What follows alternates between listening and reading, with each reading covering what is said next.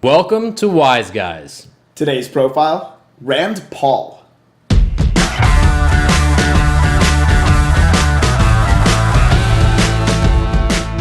Today I'm pretty excited we'll be talking about Rand Paul. He's currently representing Kentucky as the junior senator. The senior senator from the state is Mitch McConnell, another pretty powerful figure in the Republican Party, and another one of our profile leaders.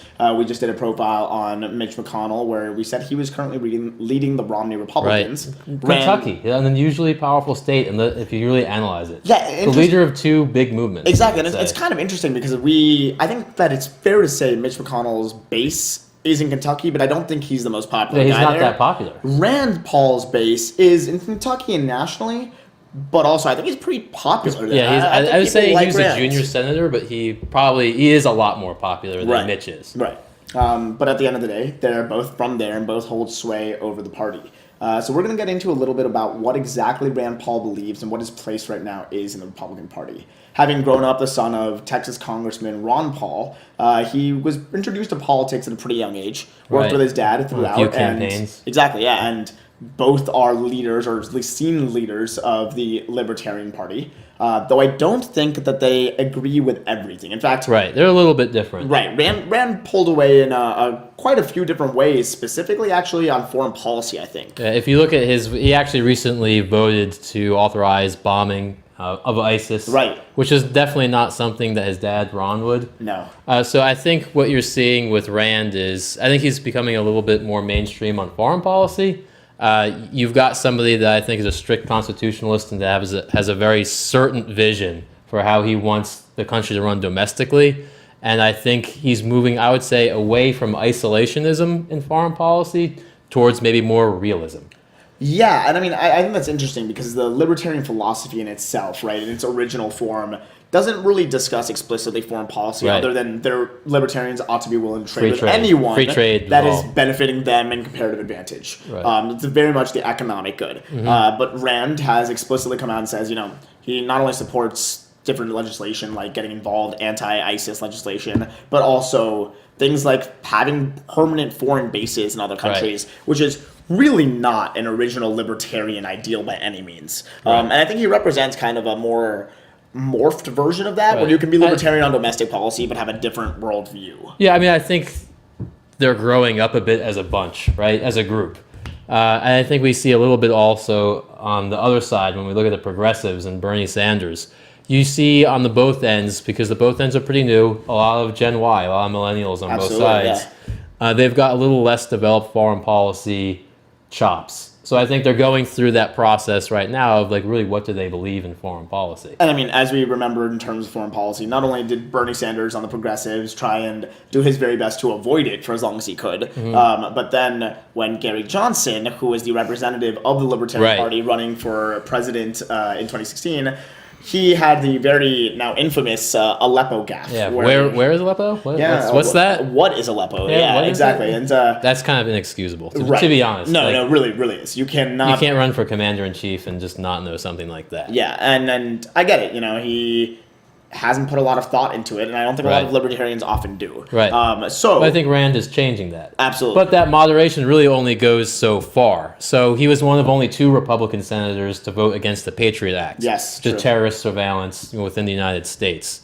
So I think there's still some of that core libertarian principles, but and we'll see how this plays out. They're branching out a bit more towards movement conservatives, I would say, in the foreign policy realm. No, I absolutely agree, but I actually think that the Patriot Act is an interesting example. People often talk about how Rand... It's domestic. It is domestic. It has an international aspect, but it is domestic. And that's exactly my point. People often use it to be like Rand Paul is different than everyone else, and he was the one standout. But I think that has a lot to do with the libertarian domestic policy too. Yeah. I don't think Rand Paul dislikes the idea of terrorism surveillance. I think he wants you to go to court, get a judge's warrant with a person's name on it, and then wiretap them. Right. And I think that's a fair thing to do. And actually, he would prefer that process not be handled in the in a separate, secret manner. No unilateral decisions being made like that. He would just prefer more oversight. I agree. And I think that says a lot about him and his domestic policy, too, because he is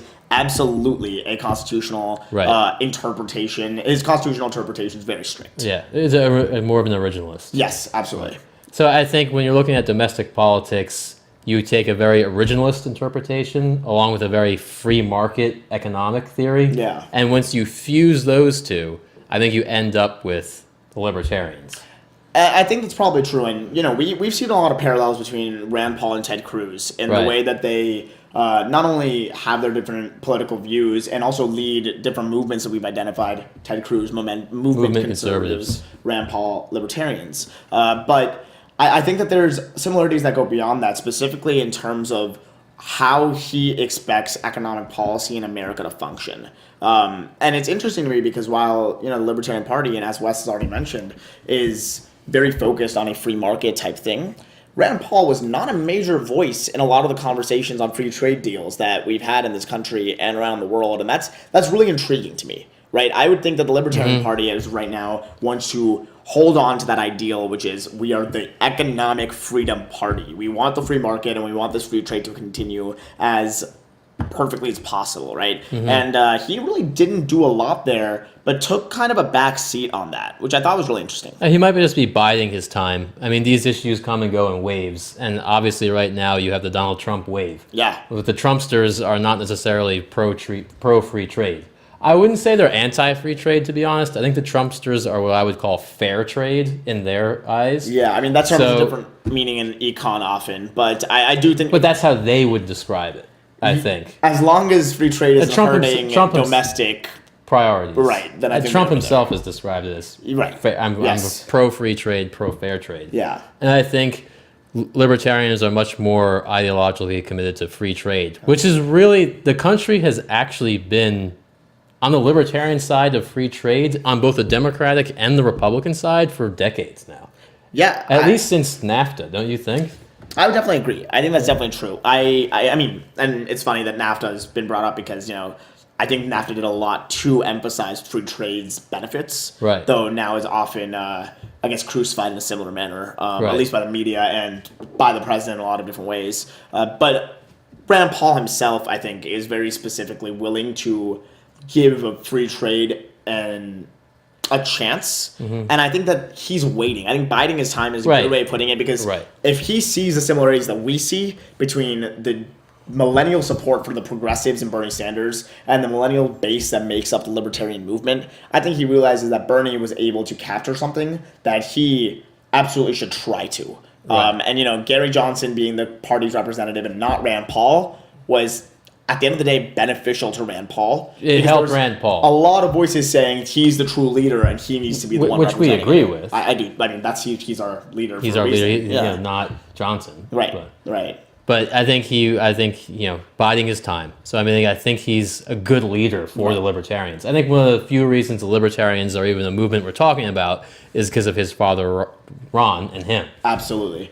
So ultimately, he doesn't have a major legislative ability to get libertarian-specific agendas passed. He's caucusing with the Republicans. He's pretty far right on our spectrum. He's the furthest right. And we think that he has the potential to play a major force, especially in capturing Generation Y. But he's going to be biding his time and seeing what the next movement is. And I think his support for President Trump in a lot of different ways suggests that. He's currently playing his favor pretty accurately with the White House, and we'll see where that goes. As always, thank you very much. This has been The Wise Guys and a profile on Rand Paul. Any questions, comments, and concerns, feel free to get in touch with us.